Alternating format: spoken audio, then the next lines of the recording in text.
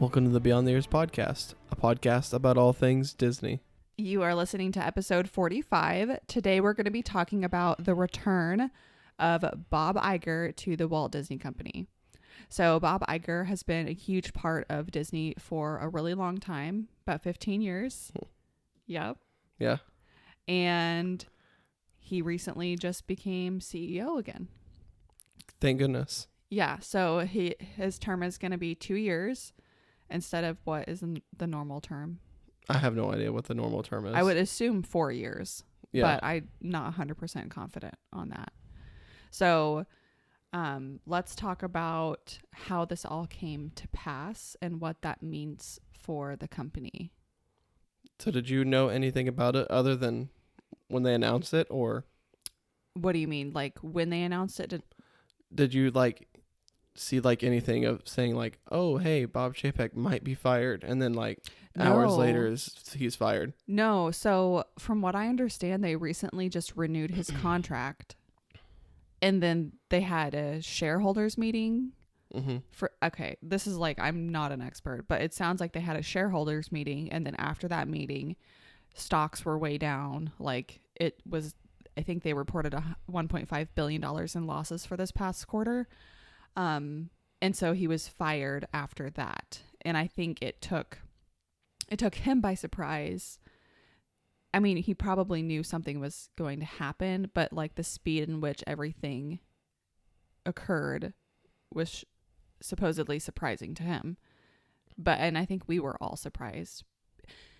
Not necessarily that he was fired, but more or less that they're replacing him with Bob Iger, who handpicked him for that role. Yeah. Yeah, so... Which kind of sucks for Bob Iger, because Bob Chapek did a shitty job. Yeah, I mean, I don't know. There's so much that is probably behind the scenes that none of us know because we're not them. But, Chapek has been known for his saving the company millions and millions of dollars, and that's why he was kind of brought in. Mm-hmm. Which he did, but he also cost them so much. The magic of Disney is pretty much gone for the Disney parks. Disney Plus is down in revenue for this quarter. Disney stocks are way down. The cast members who work at the parks are not happy, and it's just been kind of crumbling. To be fair, though, he took over during one of the worst times to take over probably in history, during COVID. Is that when he took over? Or did he take over in 2019? He took over right at the start of the pandemic, which was in March 2020 was when everything kind of came to a head. Closures started happening, peak pandemic. So as a person, I mean, I don't know Bob Chapek. I feel bad for him, honestly, because of the way he's been villainized this whole time. Mm-hmm. And I don't work for the company. I have no idea how much he as one individual really impacts what happens, I'd say a lot of it, since he's the chief executive officer. Yeah, that has to be a really challenging job. I mean, it would be an amazing job, but it would be really challenging, especially during COVID, having to shut down the parks. He did make some terrible decisions. What, park wise, or just everything else wise? Just in general, one of the big things was Black Widow.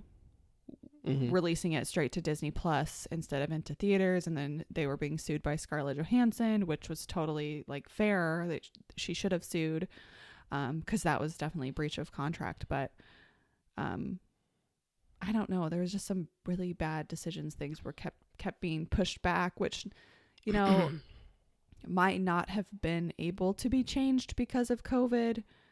There's just a lot.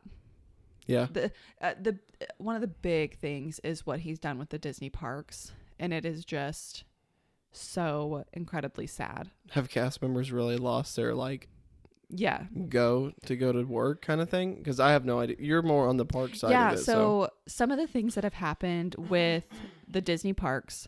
So, and again, COVID is a factor in some of the decisions that have been made.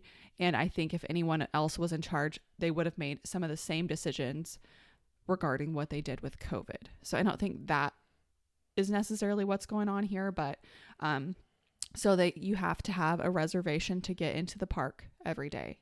So you have to say which park you're going to. So that's one thing. They took away the Disney dining plan, which we got to experience when we went to the parks, and we loved it.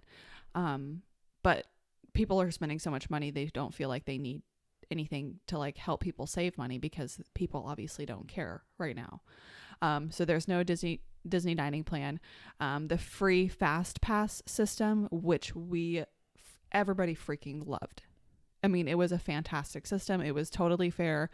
Disney is expensive, so it was nice to get something free, like especially feeling like good about yourself, like knowing how to use the fast pass system. If you did a little bit of research, you'd have no problem getting on several fast pass rides every day, and it was free. But now we have the Genie Plus and the Lightning Lane. So not only are you having to pay X amount of dollars per day for the Genie Plus to get fast passes, but you're having to pay an extra dollar amount for a single ride on the Lightning Lane rides. What's the Genie Plus and what's the Lightning Lane? Yeah, so the Genie Plus, and correct me if I'm wrong because I'm not an expert on this at all, but the Genie Plus is essentially a basic level fast pass system. So you pay, I want to say it's $15 per day, and that will get you access to several fast passes basically for several different rides. But then you have top tier attractions. So the Cosmic Rewind, Guardians of the Galaxy Cosmic Rewind, the Avatar, right? So the rides that are top tier, super popular, are a Lightning Lane. So they're not going to be included in the Genie Plus, but instead you have to pay a fee per person to get basically a fast pass to ride that ride. So maybe you and I did the Genie Plus, $15 each. So that's $30 to get like basic level fast passes for certain attractions. On top of that, we would pay ish $15 each to get a Lightning Lane for Avatar. So we're at $60 for the day for one ride, on top of our park passes. And that's in the Lightning Lane, the top tier changes based on crowd levels and demands, from what I understand, right? So we took a system that was completely free. Again, reverting back to Disney is expensive, always has been. So to give something free, people loved that. You know, that was a really great value. And I think people would even, pay for it. I would be fine paying for like the same fast pass system that they used to have, paying like a daily fee, $50 or whatever for the family. I don't know. So the Genie Plus and Lightning Lane thing was huge. The reservation system for, Hollywood Studios, The Rise of the Resistance. So for people who are traveling long distance, like if we went to the parks, we're from Missouri. So, we haven't been in the last 4 years. So you're going to take some people who go once a decade, and then they have to get a reservation system for Rise of the Resistance. There's a big chance that we wouldn't even get it. You have to be extremely strategic about like when you get on your phone, when you wake up in the morning, planning that reservation system. Like, it's just crazy. No one, like if you go to Disney World and you do some planning, any planning, you should be able to ride pretty much anything. And it's crazy that people are paying all of this money to go to the parks and they're not getting to do the things. So that's a big thing. The price of the park passes have gone up tremendously. Annual pass holders, their prices have gone up tremendously. I think there's also been benefits that have been taken away from annual pass holders. And then, of course, the cost of the resorts has gone up. Not to mention they took away the Magical Express, which was the bus system that took you from the airport to Disney. Oh, that's stupid. They took that away. Yeah. Sorry, that turned into a rant about like what has been taken away. But yeah, those are some pretty huge changes. And the inflation in those prices is just, the numbers are crazy, you know. And Chapek was about to do a round of layoffs for Disney employees. So it's just, I mean, there used to be like so many people who were picking up trash that you could literally see somebody drop a gum wrapper and within 30 seconds it would be picked up and put in a trash can. Mm-hmm. Like that was the standard. And it's not that way now. It's just crazy because they don't have any enough staff members because they've been laid off or they didn't feel like they were being compensated fairly, or the magic is just kind of gone, which is crazy. Because of Chapek or just because? I think it's a combination for sure. Can't blame one person, although he was instrumental in a lot of these changes. Mm-hmm. But COVID, you know, kind of did a number on the world, didn't it? Yeah. So. Well, I know like on the Marvel side, he's the one that's rushed a lot of these projects. Okay. To get out and to go to Disney Plus in like 45 days and to try to draw more people to Disney Plus, but like in trying to draw people to Disney Plus, they're like taking away from the movie experience, like this Scarlett Johansson like Black Widow thing, and like with trying to rush films or TV shows, especially TV shows, because that's been like a big CGI nightmare here lately. Mm-hmm. So it's kind of a combination of that. Okay. I didn't know he was so involved in that. He's not involved like directly, but like so, the company is like, you know, we need these movies out every year and a half. So let me tell you this, and I don't know if you know this or not. So the guy who was kind of like his right-hand man who was in charge of all of the media was already fired by Bob Iger since Bob Iger's return. So the guy, I can't remember his name. I don't have my phone on me. The guy who was in charge of all of the media, Disney Plus, the whole thing, which was, he worked directly fired by Bob Chapek? Yeah. No, he worked one-on-one pretty much with Bob Chapek as the media guy. Yeah. Iger came back and fired him. Like that was the first thing he did. Oh. Yeah. Oh, I got you now. So. I thought you meant he was under Iger and then Chapek fired him. No. He was under Chapek and then Iger fired him. Wow. Which is crazy because you don't, I mean, at least I don't look at Iger and say, oh, yeah, he's going to fire some people. Mm-hmm. You know what I mean? Because he seems like such a nice guy. Yeah. But he has a master class, which is like, I don't know if you know what those are, but it's like video where they like Gordon Ramsay has one where he teaches you how to cook and whatnot. Iger has a class? Iger has a class. Dude, I would do that. And he's like, the thing was like, he's like, what do you do?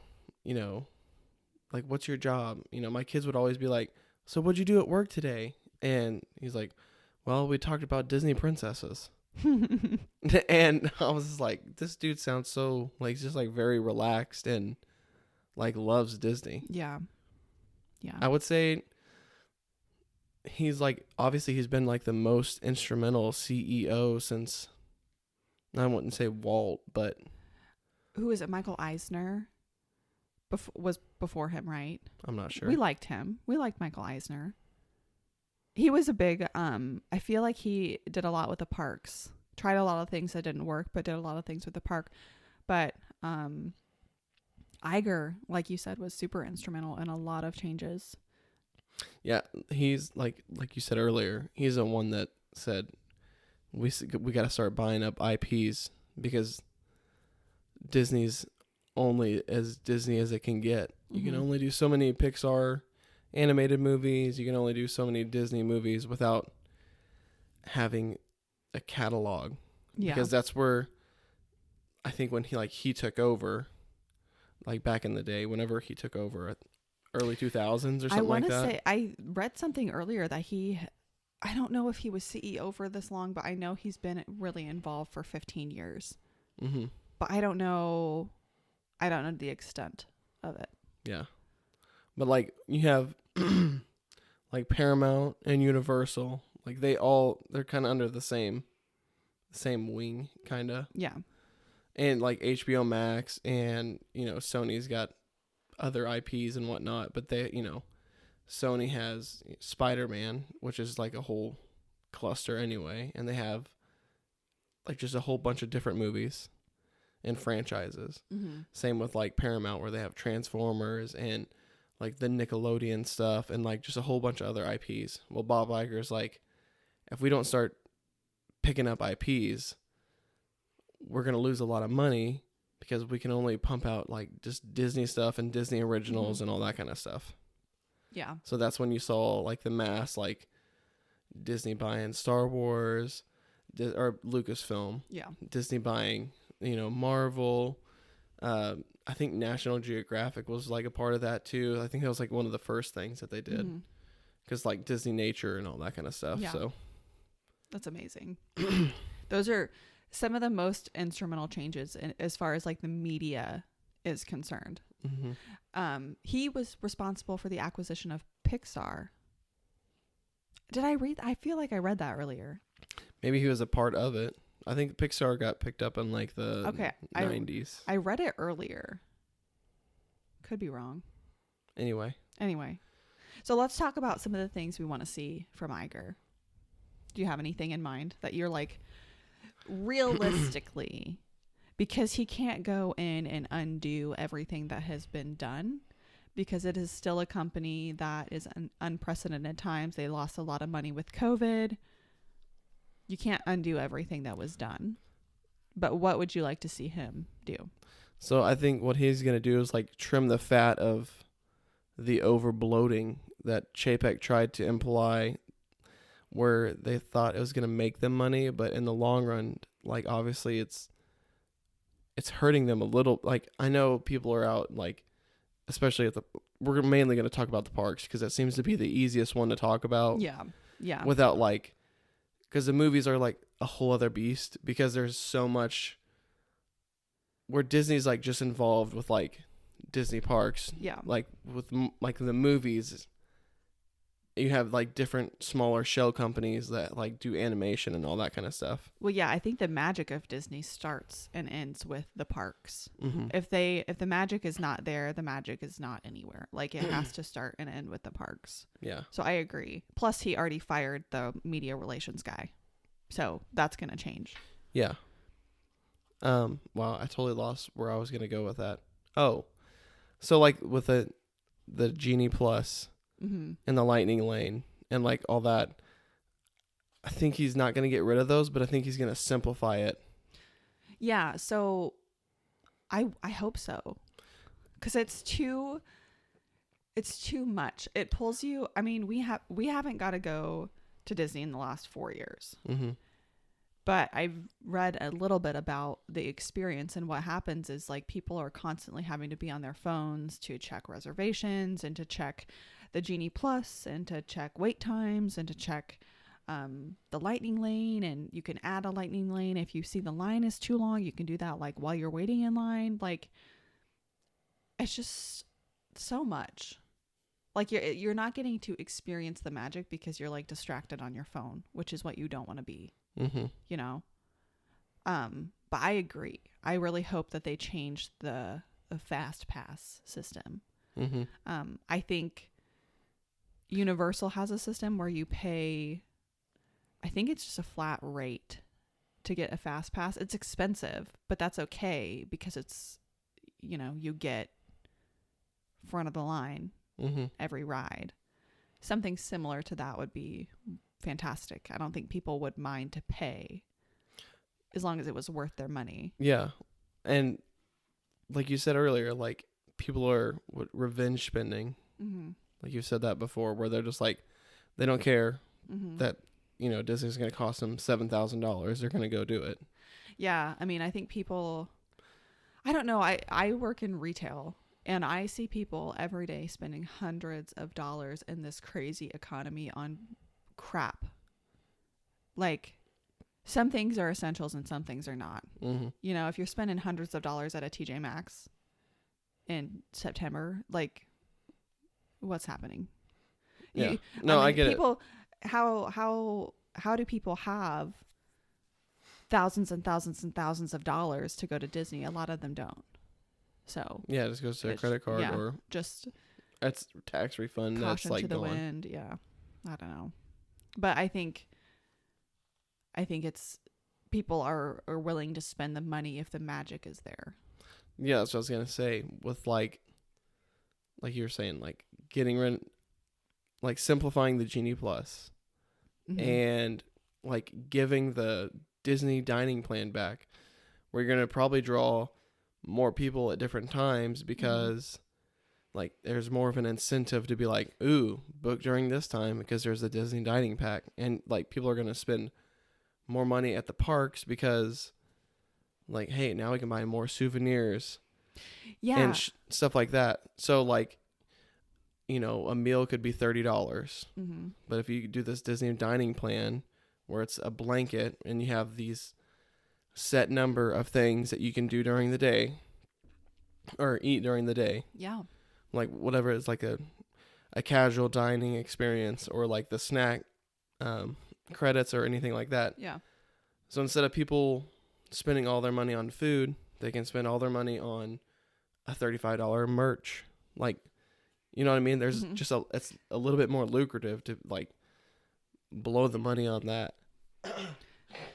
Yeah, I mean, I completely agree with you. I think when we did the Disney dining plan, we loved it because even though we actually got it for free with our room, but we upgraded it from like the basic one to like the Disney dining plan. I don't know.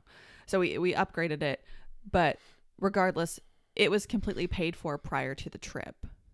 And so that again helped with like the magical feeling of like, oh, I'm getting to eat at Disney. I don't have to whip out my credit card or whip out some cash.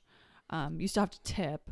But yeah, you just give them your magic band and they scan it and they're like, oh, yep, there's your dining experience. Yeah, but with the Disney dining plan, like people were paying for the plan. So Disney's still getting that money. But like you said, they're spending the money in the parks on souvenirs and stuff because they don't feel like they're spending money on food, even though they already did. Yeah. So I feel like it is smart business because the Disney dining plan is like, it all kind of levels out. There are people who use it really, really wisely and get all of their money's worth. But then there's people who run out of time and end up using all of their snack credits on bottled water. Well, that situation, it helps the company. Yeah. That's kind of what happened to us. Yeah, it did. With the snack credit, because it's like, oh crap, we've got like 14 snack credits left and it's like the last day. Yeah. So we just ended up buying a bunch of like candy, or not candy, like cookies and treats we just ended up taking them home, but still. Yeah. So, I mean, I feel like, I don't think anything's going to happen with that because he's got so many things to fix. I don't know. Have you seen any of the TikToks lately where it's like, welcome back, Bob Iger. We need you to do this, this, this, this, this, this, and this. And here's your desk, you know? Yeah. There's a lot that's going on. I think more than likely if he goes for 2 years, he'll probably go for 2 more. And this will be like his 2 years to get stuff fixed. The next 2 will be to train someone or to get someone under his wing to put into that position that is not like a Bob Chapek type. Yeah. Like Kevin Feige is like the Marvel creative guy. Like that's what his job is. Like he's over everything Marvel. Like that's comics and everything. Like obviously he has a bigger voice in the movies because like that's where he started, but they need to find someone with the passion of like a Bob Iger or a Kevin Feige to like take over the role for Yeah. CEO. Yeah, I think they need to really find that balance between, okay, this is good business as far as profits and stocks, but this is also Disney and we have to maintain like the magic. Mm-hmm. So, what else would you like to see Iger do at Disney? Stay there forever. I know, right? Just keep paying him more money and get him to stay. Yeah. No, I don't really know. He just has a more like a mindset more along with like the people. Mm-hmm. If that sounds so stupid, but like He does. he's more of a fan. That's why I really want to watch his masterclass. But I would like have nothing to do. Like I think his masterclass is pretty much talking about like growing a business. I think he has an autobiography as well. Mm. You could probably listen to that in like an audiobook. Yeah. Yeah, I'm just so excited. Here's something crazy, but I think they should do it once they kind of like fix some of the other problems. So Universal Studios is opening another park in Florida. Did you know that? Mm-mm. And so Universal Studios and Islands of Adventure, you kind of walk down a pathway called City Walk or something, and then it splits off, and you have Islands of Adventure on one side and then Universal Studios on the other. Mm-hmm. But they're connected by the train for the Harry Potter train. Yeah. So they are doing another off-site park, but it's Universal Studios, which is going to bring a ton of revenue and a ton of business to Universal. Mm-hmm. So Disney kind of needs to fight back with a new park. Pixar Park. Oh, God. Yes. I'm gonna die on this hill, the Pixar Park hill, because it needs to happen at some point. I think just the fact that Bob Iger is back, I mean, stocks are gonna go up. People are instantly gonna be happier because they have hope for the future. Like the cast members, especially ones who worked while he was CEO, probably are ecstatic about. I wonder if things to there's like come. a side of TikTok or Oh, I'm social media where sure. you can see like what cast members' reactions to Bob Iger coming back are. Yeah, they got an email directly from the man himself saying like he's so excited to be back and thanking them. And it's just the people are what make a company, and the cast members are the ones out there working every day making the magic for people. So it's important that they feel like they're being treated fairly, like they're being compensated fairly, like Mhm. they're cared about. And I think that Bob Iger definitely like presents that. Yeah, I agree. So I don't know, but there's so many things to fix. The staffing problem, like, I don't know, it used to be like an amazing thing to get to work for Disney. And then something happened where it's like not. The magic is gone. Mm-hmm. So we need to get that back. I don't know what their pay scale is for cast members. I have no idea. Yeah. But we need to bring back like the gold standard. Like I've seen a lot of videos and pictures, and I listen to Disney podcasts pretty often. Yeah. Just the standard, like we talked about earlier, the trash on the ground. And it's not just that, it's like the housekeeping in general. Like I keep saying like, that's gonna just bother the heck out of me. But not Spaceship Earth. I was gonna say Spaceship Earth. Space Mountain Mm-hmm.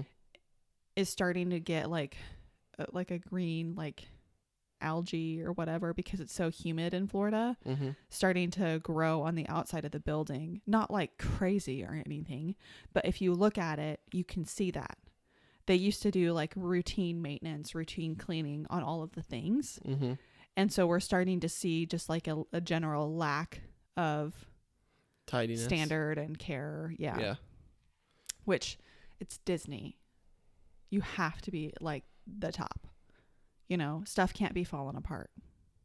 See, and I think people pay more for that experience. Yes, absolutely. Like if But the experience matches, that's fine.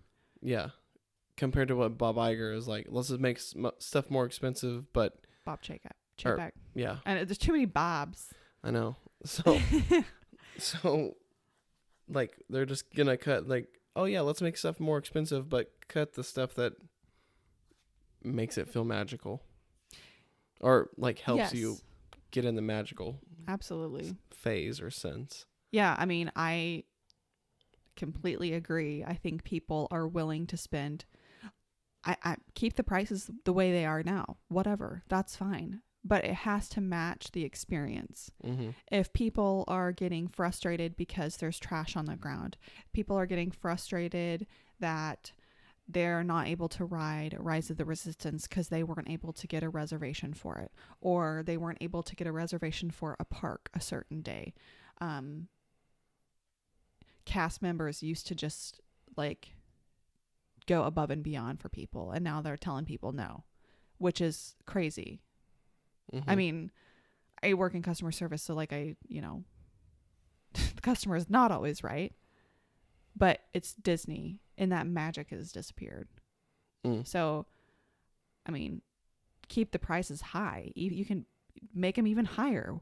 I don't think that's the issue. I think it's that the quality has decreased and the experience has decreased. So we need to fix that. Yeah. When we went in 2018, like it was pretty like, I mean, the times you were looking at your phone was because you were taking pictures. Oh, yeah. But it wasn't like you were looking at your phone. You looked at your phone to be like, hey, let's go. We got to make it to the next ride because we have this time to this time.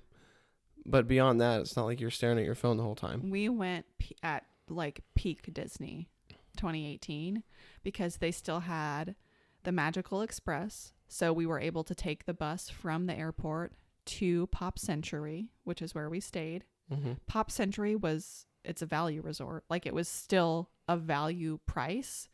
The prices now are pretty high. But we had that.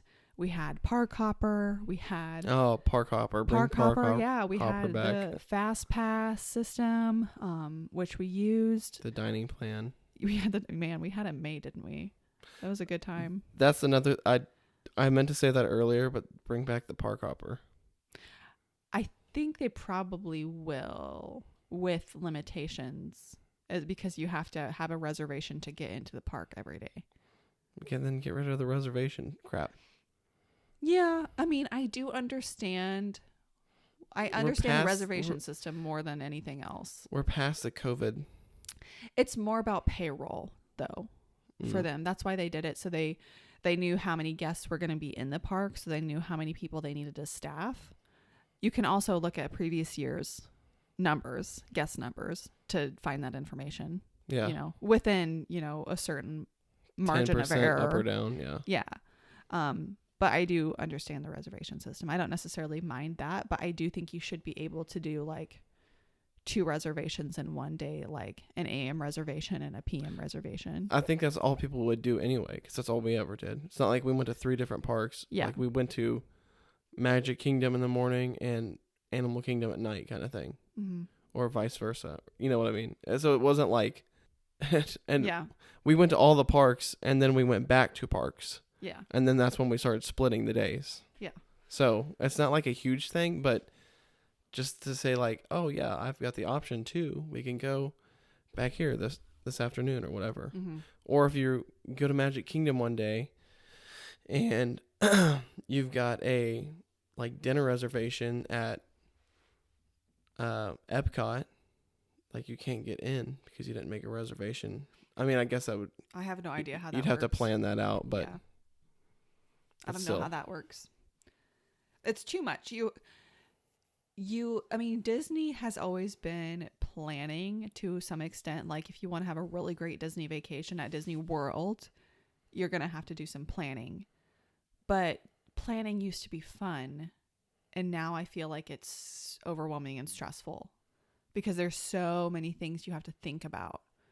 Kind of, again, just goes back to taken away the magic. So, Mm-hmm. but I'm like freaking pumped for Bob Iger. I think this next year is going to be super exciting. Yeah. Lots of changes. Yeah, for sure.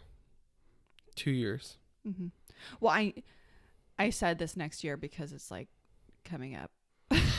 No. I know he's going to be there for 2 years, but Yeah, no, I'm just saying, thank goodness for 2 years. yeah, completely agree. Nothing like against Bob Chapek, but yeah, like, I mean, see you later, man. Yeah, I mean, again, he's a human being. I don't think anyone deserves to be disliked the way that he has been disliked. There's probably a lot that goes on behind the scenes. I don't know. I've never met him. But no one wants to be villainized like that. Mm-hmm. The severance package definitely would help with that blow, you know. But Yeah. I don't know. Oh, well. He, you know, it was a rough time to be CEO of anything. I was going to say, but he did, like, at the same time, he kind of did it to himself. Yeah. There are too many changes in a short period of time. Yeah. But hopefully we'll see that with Iger, except good changes in a short period of time. So anyway. What else do you want to say? You want to say anything else about that? Or no, I mean, really just, I'd love to hear from our listeners what you guys think. Do you agree? Do you disagree? Are you excited about Iger? Did you like Chapek? Let us know. We'd like to hear from you. Best way to do that is either via YouTube or Instagram, just the comment sections, or you can message us. Yeah, let us know if you like Chapek so we can block you on all social media. God. I don't care if somebody likes Chapek. I mean, I don't think I had a problem with him until, like, well, I take that back. I listen to other podcasts and like YouTube videos that like talk more along the lines of the business side of companies, and like Chapek was hired specifically to start cutting costs for the company. Mm-hmm. And that was pretty much the whole reason he was hired. Yeah. Right. So he cut costs and he cut profit, and it is just such bad business to start with your people. You don't do that. Like, why do people still think that is the best way to do business, is to start with like laying people off? Because they are the heart and soul of the company. Just any company is your people. Yeah. Crazy. But agreed. Yeah. But like Ashley said, let us know what you think on our social media. And yeah, I think we'll wrap up this episode. So go check us out on social media, and we will see you next time.